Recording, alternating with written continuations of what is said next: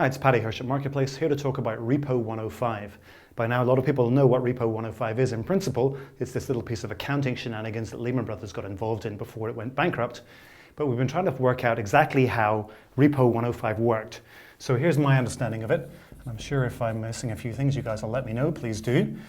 So essentially, Repo 105 is based around a repurchase agreement. Standard thing, investment banks use them all the time to basically to get the money that they need to operate. Investment banks tend not to have large amounts of money sitting around, so they've got to get the money that they need to do business, to pay salaries and all the rest of it, from somewhere else. And the way that they do that, or one of the ways, is through repurchase agreements. So let me show you how that works. There's a couple of counterparties. Here's Tim. Tim needs to borrow $100, say, for 24 hours. So he goes to his buddy Joe, and here's Joe. Got a big red nose today, he's a bit sick. And Joe says, okay, I'll lend you $100, but I need $100 in collateral, okay? So what I'm gonna do is I'm gonna say you're gonna buy $100 worth of stuff from you. So Tim looks around and he finds his storied AC/DC collection, which he thinks is worth $100. So essentially, in terms of the contract, Joe buys $100 worth of AC/DC records from Tim for $100, on the proviso that 24 hours later, Tim is going to come back and buy back to repurchase those at that $100 worth of records, and that the $100 will then go back into Joe's pocket, plus a little fee for actually arranging that. Now, in the cases of the banks, okay, we're talking about large amounts of money here, and we're not talking about AC/DC records, of course, we're talking about securities. So they put up securities, bonds, mortgage-backed securities, maybe treasury securities, whatever they may be, but securities are what are used as opposed to AC/DC records. And in a transaction like this, in a repo transaction like this, it appears more as a loan than anything else. So as far as Joe's concerned, he is lending $100 because he knows that Tim's going to be coming back to buy that $100 worth of collateral back again. As far as Tim is concerned also, he is also getting a $100 loan because he's got this agreement that he's going to go back and repurchase those securities. So essentially, it's essentially a loan, even though it looks like a sale, okay? So what happened in the case of Lehman Brothers and this Repo 105 thing? Well, okay, essentially here we've got this boy at Lehman, okay, who needs to borrow vast amounts of money in order to operate. And so he goes to, let's call it the Bank of Joe, all right? And he says, let's just say for argument, let's take it $100. Okay, so he wants to borrow $100.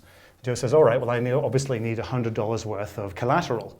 So Lehman Brothers comes up with the $100 worth of securities, whatever those securities might be. Again, Bank of Joe regards this as a loan, and under these circumstances, Lehman Brothers also books it as a loan. So when you look at Lehman's books, you can see that these securities are going to be coming back at some point. So you know that those assets have just been lent out and they're going to be coming back again.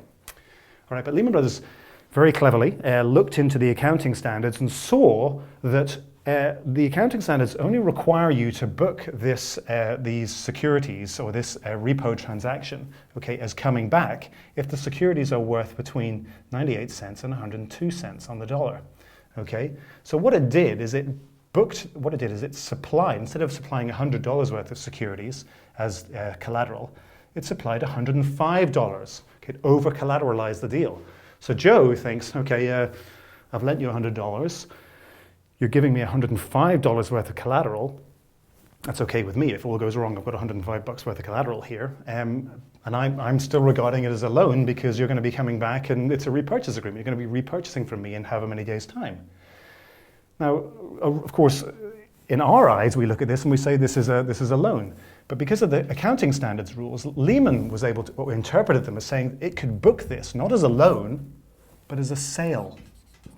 Okay, so if it booked this as a sale, it means that these assets have disappeared. They're not coming back. So a snapshot of the balance sheet at this point shows all of these securities have disappeared.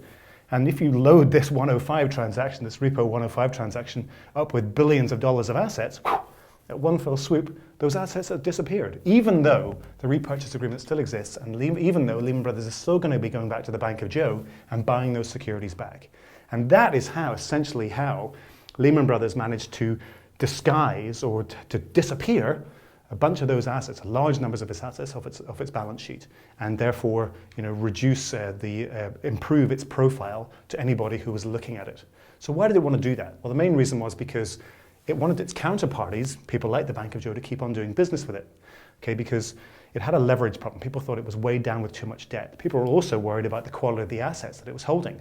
Of course, if you're worried about a counterparty, you're not going to want to lend money to a guy who might not be able to pay it back, are you? So Lehman Brothers was worried about the way, or the perception that people had of it, so it wanted to make sure that its balance sheet was in as good a shape as possible. And that's why it found out about this rule, and that's why it designed this Repo 105 transaction as a way of shifting this stuff off, making itself look good. Of course, in the end, what happened was everybody realized what a state Lehman Brothers was in. There was a liquidity crisis. People refused to do business with the bank. Suddenly it had no money to operate, and that left Dick Fuld and all of his boys and girls, of course, very badly needing a drink.